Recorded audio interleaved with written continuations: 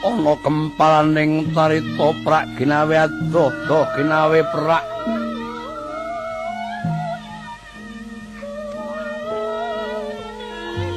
ingkang ana prajaning raksasa didhangka wastani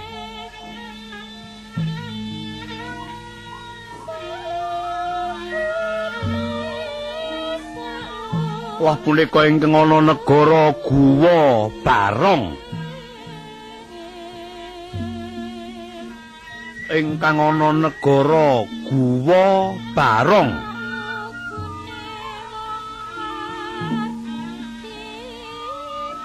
negara jembar jajane gedhe bawane keh sasamining praja raksasa kang samya sumuyut miwah tumungkul kendhih awit saking genging daya pangaribawanipun ingkang angrengganing kono sinten ta dasa namane tuhu punika ingkang adhedhuluk Prabu Hardawalika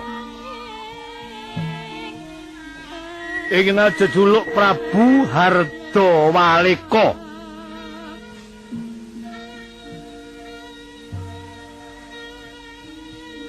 titaing dewa kang asipat raksasa sarira gungaluhur pindha prebata kulit prit anembaga gumenjleng sudukane Remoden udal-mudal madul tumumpang widangan kanan kiringing wingking alembreh dumugi dhuwuring wadidang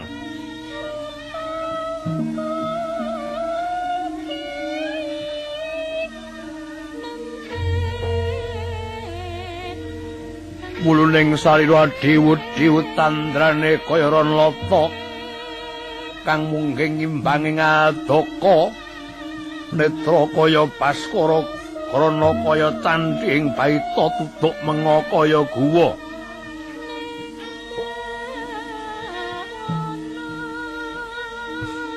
padha mingis kumilap kaya parang turing isih siung kanan kiring modot sak depa dawane wontening raksasa yen petak kaya gelap yen segu kaya gluduk nuduri saduka sang Yaksendra miyos lenggana mung aneng pandhapi wewangunan ngregemeng kemul dodot sinten ta ingkang kaparing ayun tuhu punika sang mantri pangarsa patih wasisaning praja ing ngawasta Rekyana Patih Kumba Aranangga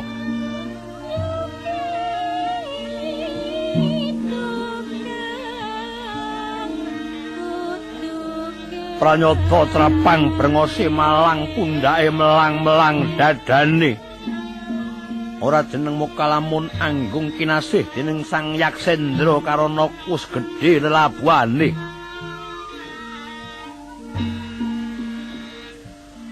kacarita ing mangke sang Yaksendra denya lenggantang mudering keparengan ndika labet anggung prihatin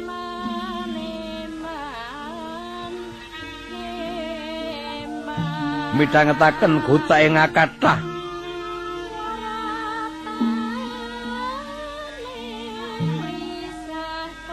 bilih sedanipun ingkang Rama sawargi Prabu Jata Gimbal Sarimbit lan ingkang Ibu Dewi Jata Gini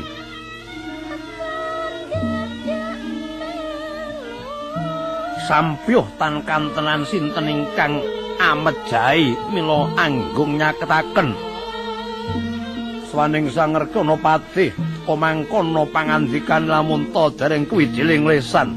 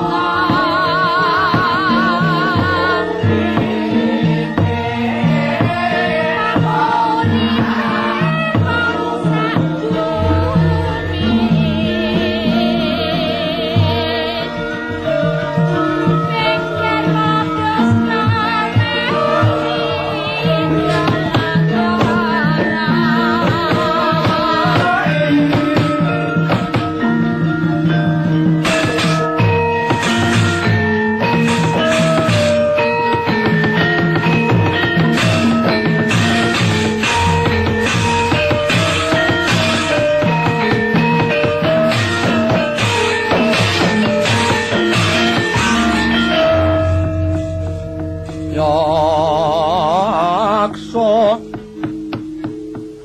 kurarupa risedengi Narendra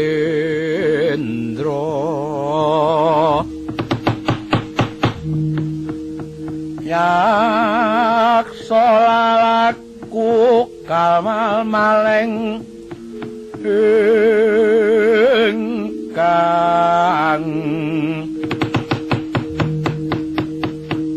kambira maranga angises yung metu prabawa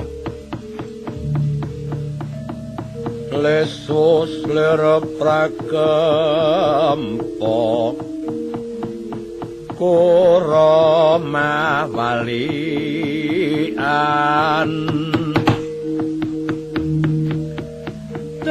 Jotor parasomre turnaning lawan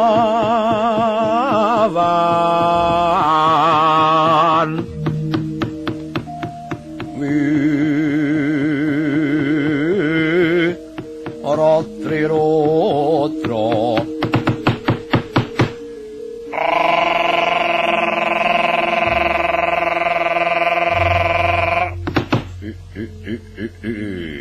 Ong Tityang Kara Rudra Maspati Raja Dewakupati Umburnangga Kawula-lodun wonten punika ingkang adhawuh Nyeng Yaksendra nimbali Adipatuka ing kepatihan pendak biara jeneng ingsun midhanget saben abdi kang luwih tuwa umure padha matur apa kapara nyata yen to biyen sedane Rama Prabu Jatha Gimbal iku sambyuh lan Kanjeng Ibu Jathagini lamun mapan mengkono apa ta sababe lan sapa ingkang nyedani yen sira patih ngawuri kang sarta bisa suka katrangan iba bakal kaya ngapa gedhening atiku karuwan nggonku bakal ngluragas maning Rama Ibu becike kudu aku males pati marang kang njalari sedane Rama Ibuku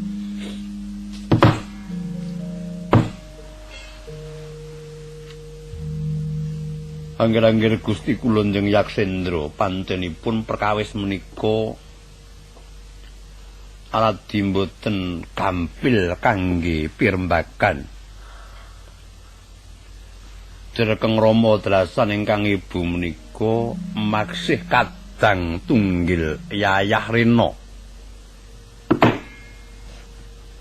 apa ta sababe ngatasi Rama lan ibu tinemune kok sedulur tunggal Rama ibu mekaten menggah dedongenganipun sawargi ingkang Rama Gestu kula ingkang sinuwun Prabu Jatha Gimbal menika kasmaran lan Raja Putring Mandura kadang nata Dwarawati ingkang sesilih Dewi Wara Subadra cengkar saking praja manjing wana minta nugrahaning Jawata wekasan ingkang Rama saged mimba satriya pamadyaning Pandhawa kekasih Raden Janaka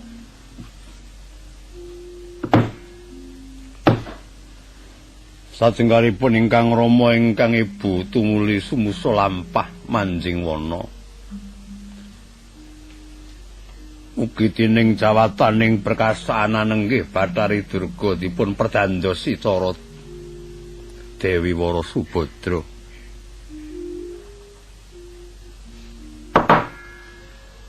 kekalih ingkang sami sesinglon mboten kanthi kenyana-nyana jebul pinanggih wonten madyaning wana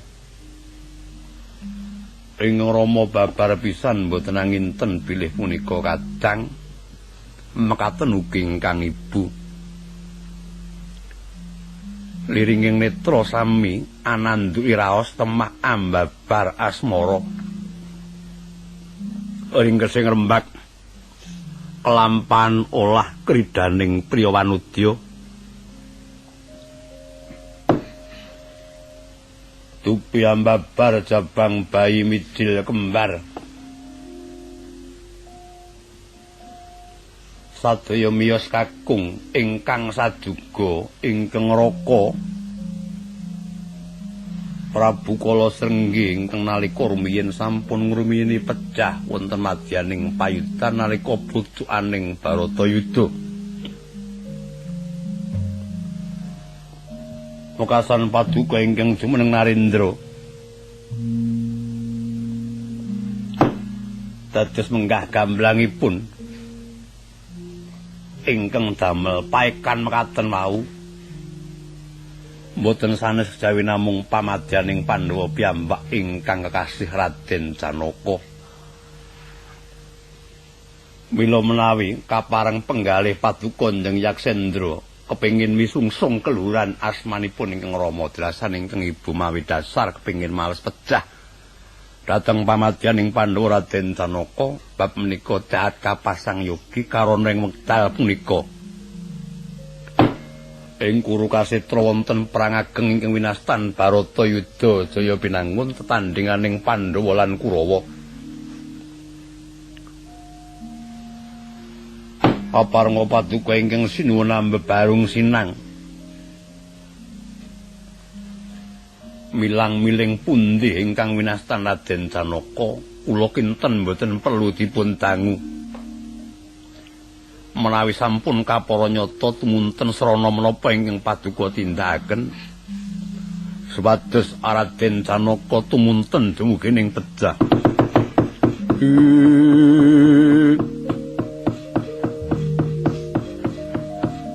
Sumangkah anggro sesumbar lindu bumi gondeng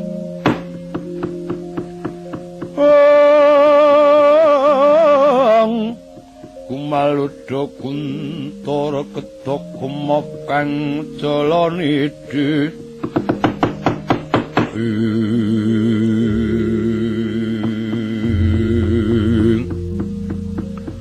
Patih Kumbara Nangga kawruh nuwun wonten pangendika ingkang adhawuh. Yen maksih mengkene wujudku ora wurung bakal kadenangan kang sarta kejuderan. Merpati murawaspadakna yen mengkono wujud dudu wujudku kowe aja kaget.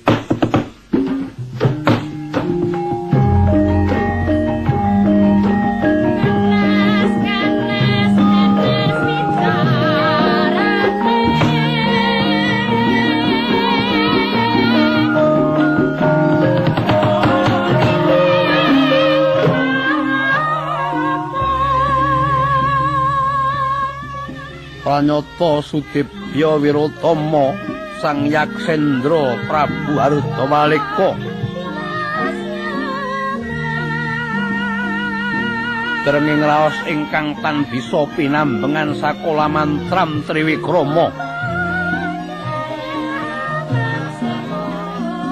sirna sipating Prabu Hardamaleka wenteh ana naga kang gedhene pitung bangka tingtal samya kaget denyamulet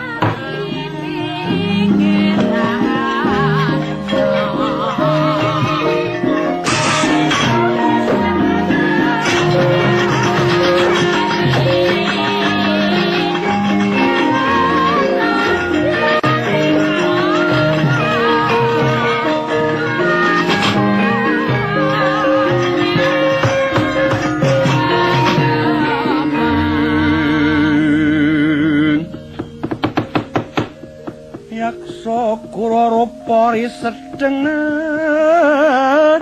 Rendra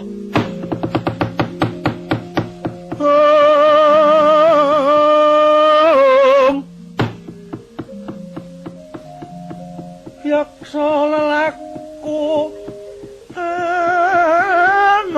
maleng ingkang gembira marang angisis yung metu Prabawa lesos lir prakempa gura mawali antitya durbalarsa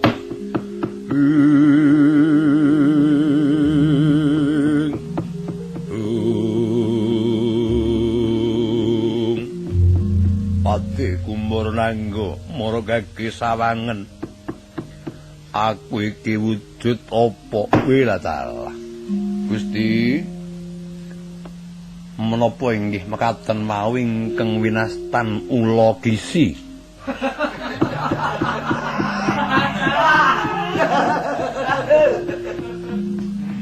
kowe kuwi duwe paningal apa ora gedheku pitung bongkoting tal kok ula gisi dengkelmu kuwi apa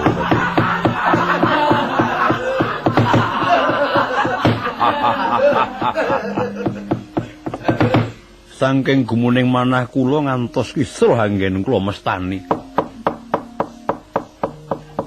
sawer ngantos ngebaki panggung lambane pirang kebar wae kula kuwi cukup wis ora perlu kowe gumun yen saku kaya mengkene ora-orane Pandhawa bisa nyumurupi marang aku sebab aku bakal ngambah ngegono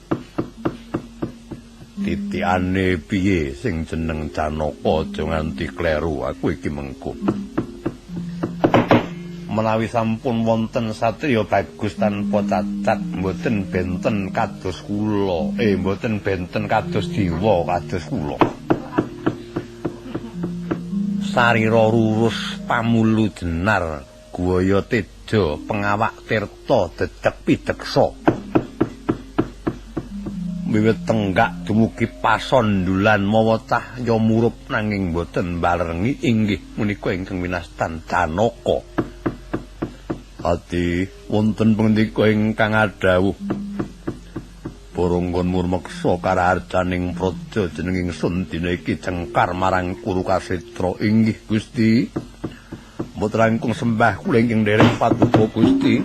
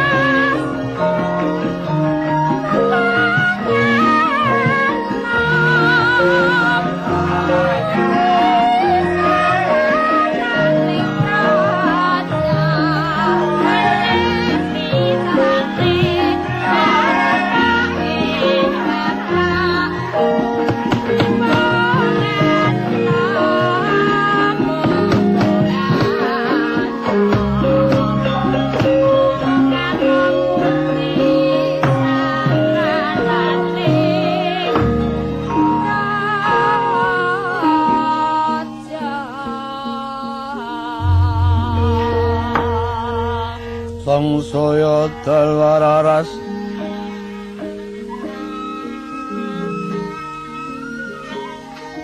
apya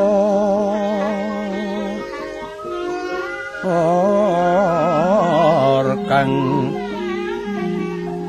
lintang kumedhap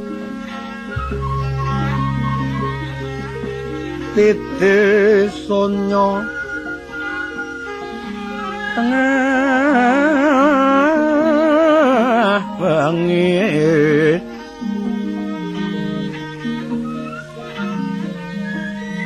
umrang kandaning puspita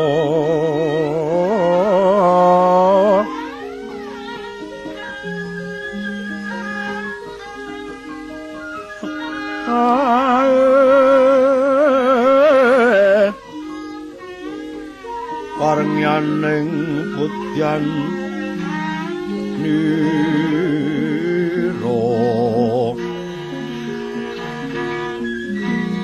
sang tricara mrengeng lersaraning matu pronto lersaraning matu pronto manungsung sarining kembang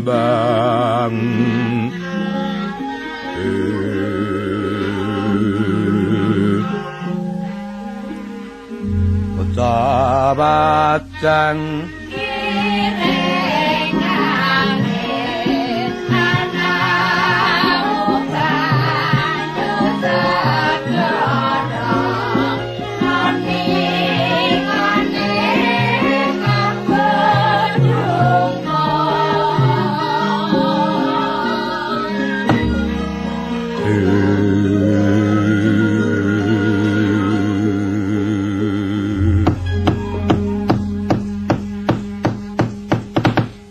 siruping Sang Hyang Arka gumantos ing dalu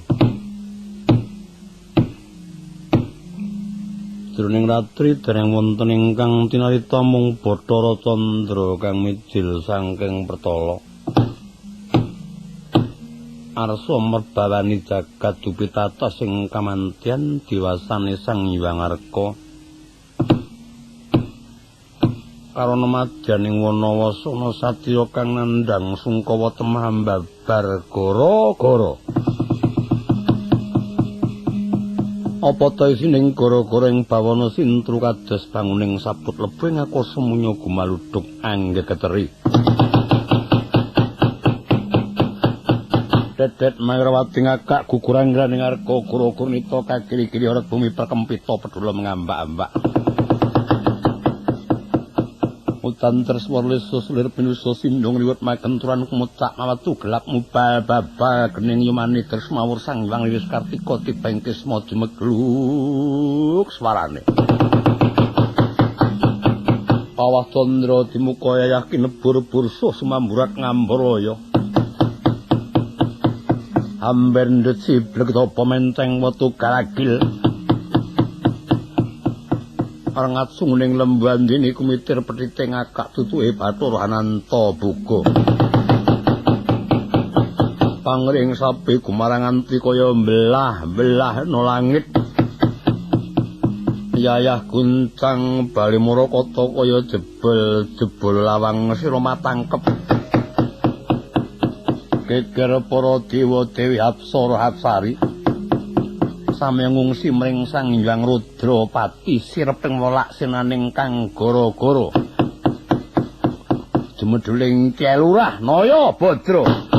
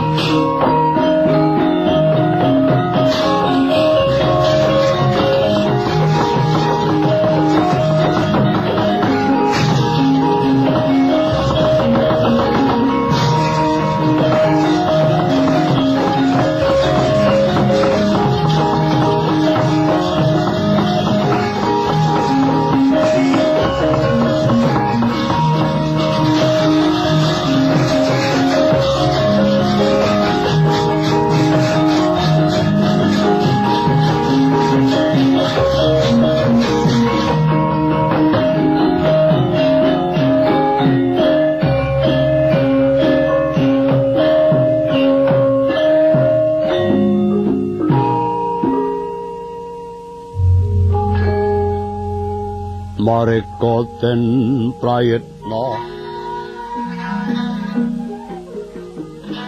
muresik wambal titi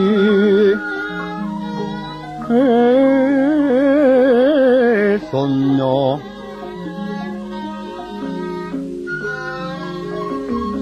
madyaratri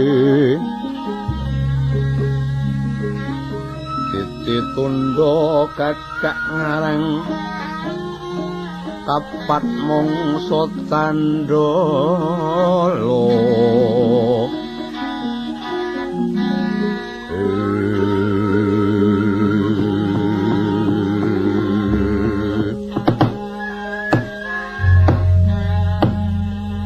Lah punika warnanipun sang jiwa minulya mulu tumbuh pamonging Pandhawa. Ingkang awasta Kelurah Semar Badranaya Nayantaka. Duda manang munung wong boga sampir jejanggan asmara santa ya Durudyah Punta Prasanta.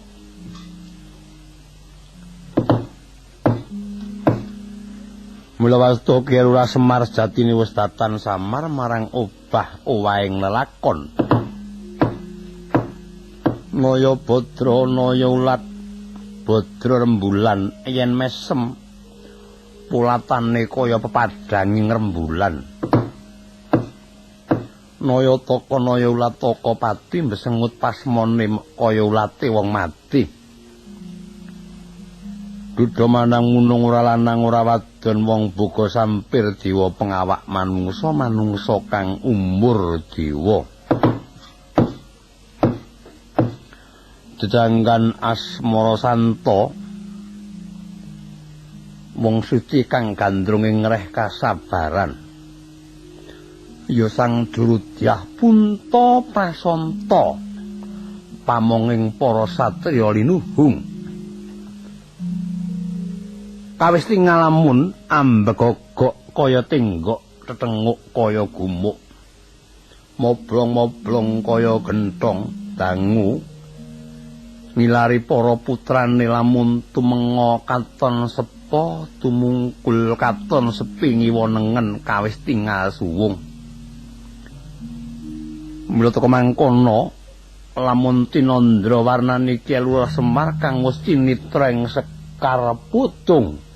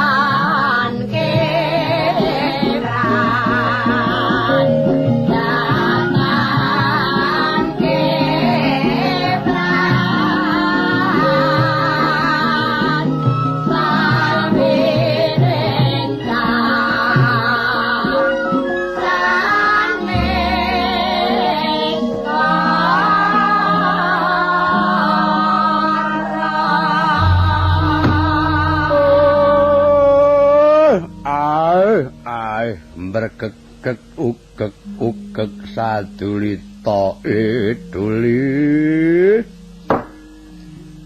nala karing Petruk Bagong saksuwene padha pating jligut bareng bapake teka padha lumayu anggendring resik kaya disaponi. Duli Nala gareng kuwi rene Duli. Bocah iki lagi apa? Diundang bola-bali aja meneh teka ngetok wae kok ora. Tak tujune karmane mbok menawa gelem teka mrene. Kang wis-wis yen tak tembangke kagok ketanon bocah-bocah mau tumuli padha teka.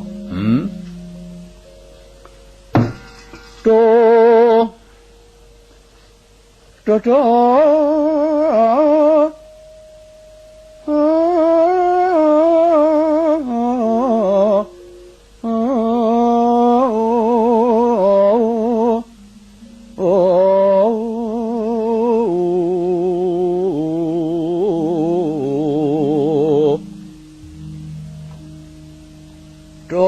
Yono hanembang Dewa Tirta mantahe hamungu Nendra babu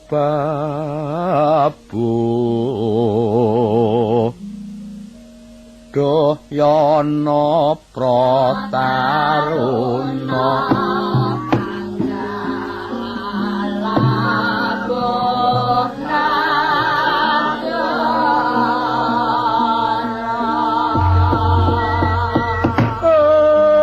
bocah iki kepeksa durung teka kaya dewuh apa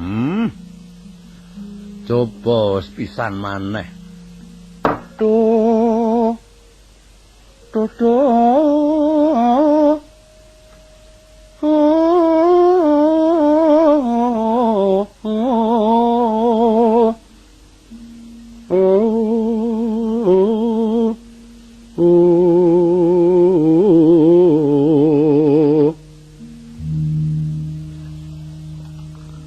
Yono hanembang cangkah puri Mas Jingga saupama babu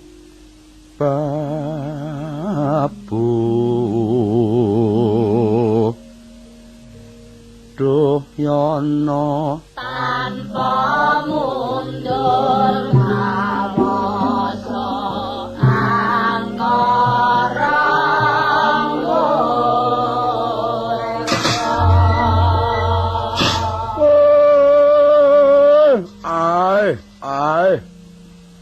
berkekek gudeg aku iki sebut aku dhewe nganti lali berkekek gudeg wong ugek kok kleru gudeg ora berkekek ugek dilatono iki kepiye sak durita nganti ora ngerti tegese Duli nala gareng kuwi mrene ana perlu Duli yomo aku tak sowan mrono nanging kepengin menggali mutiara terpendam kaya ngapa mogake aku kepengin krungu sesendonan gathik glinding mo larase Slendra patete Manyurama ya le tak turuti penjalukmu Duli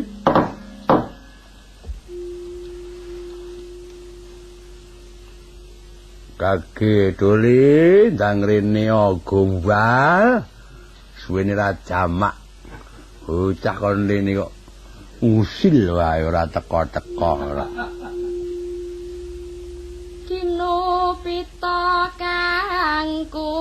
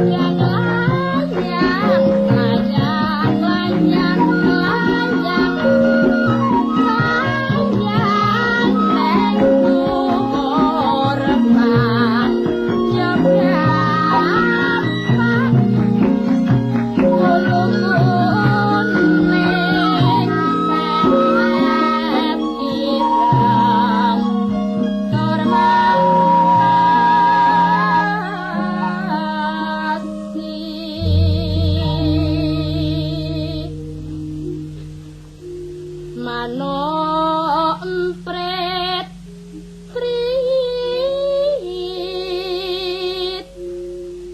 pateng truwit trit salurutan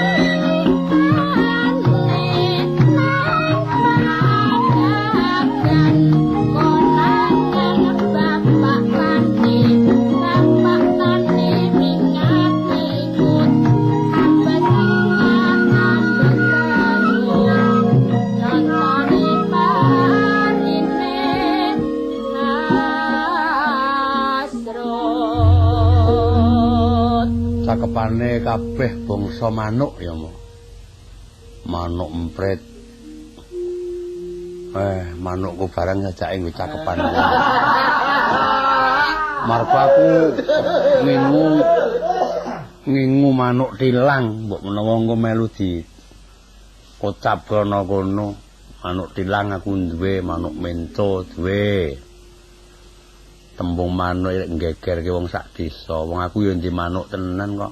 Lho.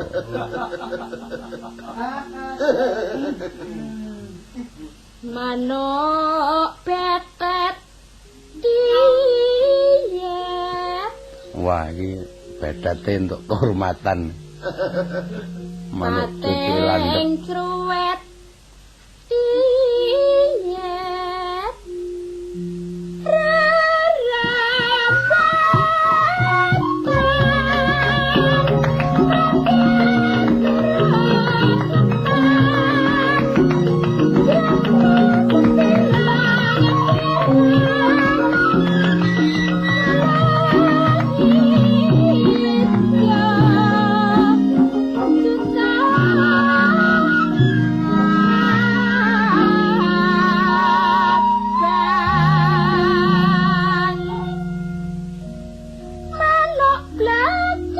Waduh, lekok barang rono.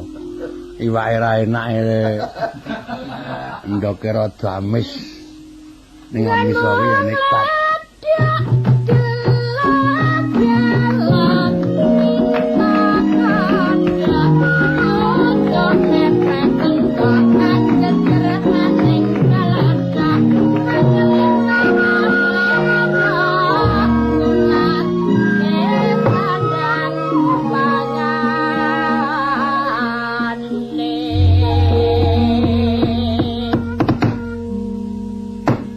Mrene kok ora karo si Petruk mulunga nyang ndi? Wah, kuwi sing jeneng bocah ugungan salah didik ya Petruk kae. Kisih cilik leh mulang muruk marang anakmu piye bareng gedhe salah kedadian. Dadi menungso kang mursal keladuk mbedugal. Tak-takane kasar budine candala senengane gawe kuwiranganing sedulur demen milik marang baranging liyan. Wah, sayane aku tenan. Bantala tangkep ngakoso srik ora ilang. Tenan. Sepele ning dadi gawe. Perkara apa, ha? Mula ya midhangetno dhisik. Wong iki sapa wong ora kepengin nyeneng-nyenengke bojo. Lho, tenan. Mulya sangsal ning uripku ora koyen bebarengan karo bojo. Tak rewangi gemrobyos nyambut gawe lara-lara mangkat ya goleke bojo karo anak. Sikil tak nggo sirah tak nggo sikil kepasane ya goleke karo bojo. Ya kala mangsane bojo ki ya kudu kena pisah waton padha netepi wajib. Ngono. Bojoku kuwi wah rewelane wis ora eneng. Sugih nesu ya ora kaya bojoku. senenge rewel ora kaya bojoku. Tengcel kuthik nalare iki ya ora kaya mantumu. Yang Sari iki. Biyen bocah ngendi, Tuli? Ora, kowe ngerti? Ambak kuwi mantumu, biyen cah ngendi? Kowe ngerti tak ngene lho nek kowe ngerti. Lah ya biyen bocah kuwi putrane sapa wae cekae nek mung nglamak kowe ndek bojo kae iki jeneng ora jomplang. Malah kepara aku sing kalah dhuwur derajate. Mung menang aku sifat lanang ning tumraping silsilah kang sarta derajat.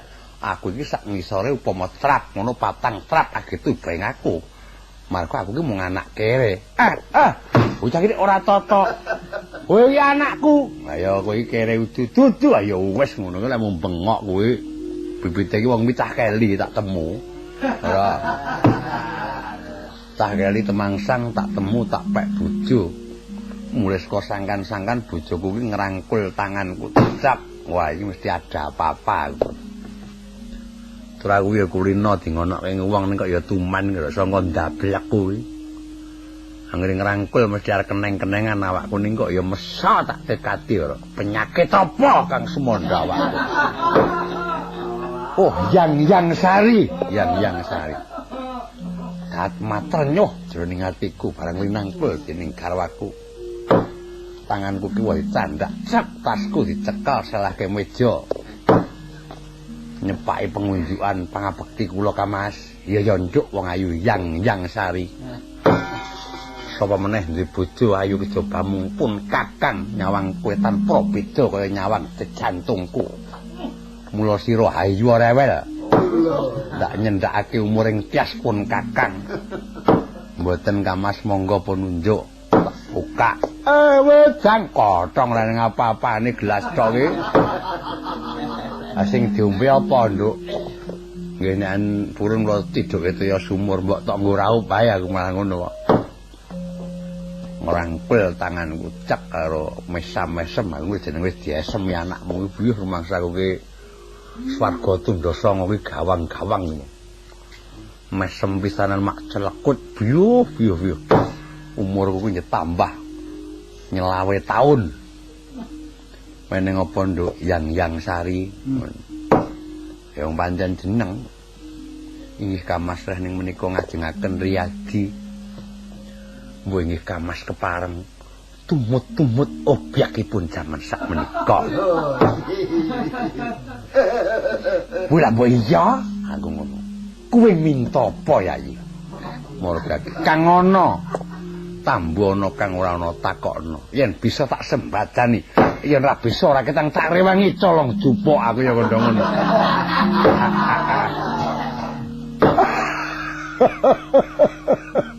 Nyembadani bojo ameng-ameng nyawa ora. Wong kuwi guru upama kok. Mas, ngono wah karo aku jan. Ngajadine, Mas. Apa sih aku ngono. Wah, bojoku kuwi wis to. Wong wadon sing wanas nyang serandal liyane bojoku rene.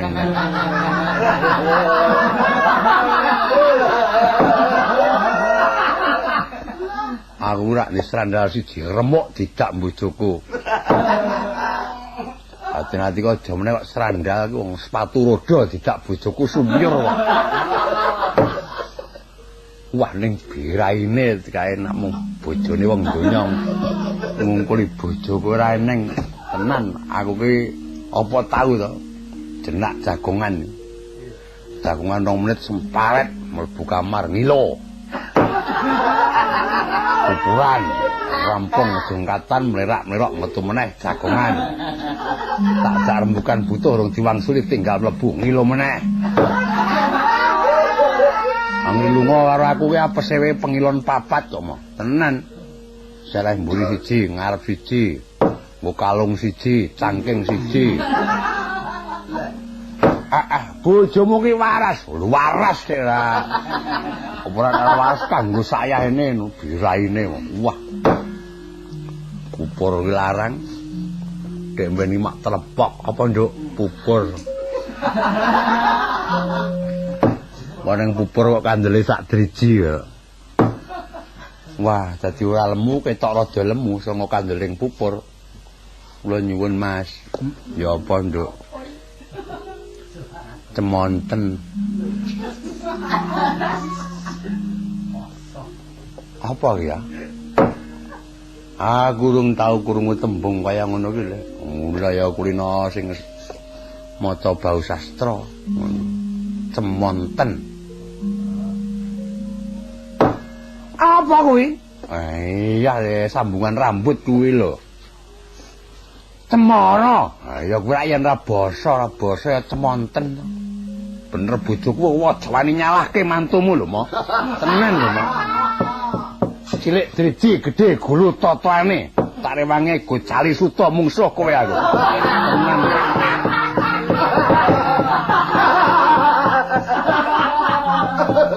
Tenan ilang-ilangan bapak siji aku. Jeneng kowe nyaruwe bojoku kelas tak lakoni. Tenan kok. Aku ora wani ngrasani bojomu ora wani. Coba ngrasani ora dipripeni. Bojoku nek jeneng nuju nenung, jeneng nuju 8 9 kabeh dicake kok. Tenan. Yo, tak tukokke nduk, nek mung cemara ora-orane kabotan. Iki rene ning duwite mertanggung. Dinggo tuku semara cukup apa saiki kucir kowe piye to nggo semara. Aku trimo gundul waton kowe gelungan yayi aku. Wong wedok ora tata. Lho kowe ngrasani mantumu kowe.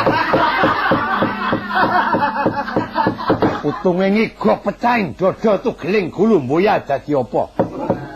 Ning waton bojoku seneng atine kok dadi ngrasani mantumu kaya yen ora kowe duwe rasa dhewe nyang mantumu. Ora le, amboyo disambra tumpeng. Aku iki mung karek ngesti memanising pati. Iya. Manising pati apa? Kowe ana gek ngisore kae ngopo? Ora.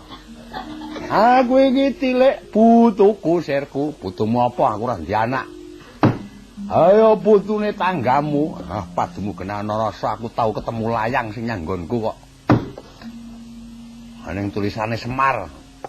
Layang apa? Layang Gaden Sarung. Ayo wis selak kowe. Bojomu wong ora. Lho aja ngras lho, Mo. Kowe lah dalak gigit lho, Mo. Aja ngrasani para bojo. Wis aja samar semparet aku lunga. Ya cukup. Dik 2000 nggo tuku cemara. Kaya ngarepe Riyadiar persil karo bojo. Sandalan petuk Petruk nyandikan Arono kuwi jane didedes wis ora bares. Ngopo? Wis tak takon butuhku. Kuwi personku aja takon aku. Lah yo ning aku wis dulurmu ki wenang no takon. Kowe arep nyang ndi? Goleke butuhe Mbak Yumu aku wis bares. Lho Mbak Yumu kuwi peranganing badan kekurangane mung gumantung ana rambut. Rambute Mbak Yumu kuwi udakara sak driji dawane. Mula kok jeneng ora gelungan mungkil iki. Wah, gregetan ya kok. Poklak kok tak leboke gedang tak untal sak gedange. Menyawang ora mentala. Putih apa? Cemara aku ngono. Wis ngene Kang. Ning nyatane kabeh iki tarung sedulur aja nganti aku kuwi nglarangke kowe tuku nang pasar saiki apese 4.000. Cemarane adimu e genten ana Petruk iki ngono. Ayo apik to kuwi atine. Lah mula. Pira, Truk? 2.000 wae. Lah pas ditu lak ngono to. Buntel putih.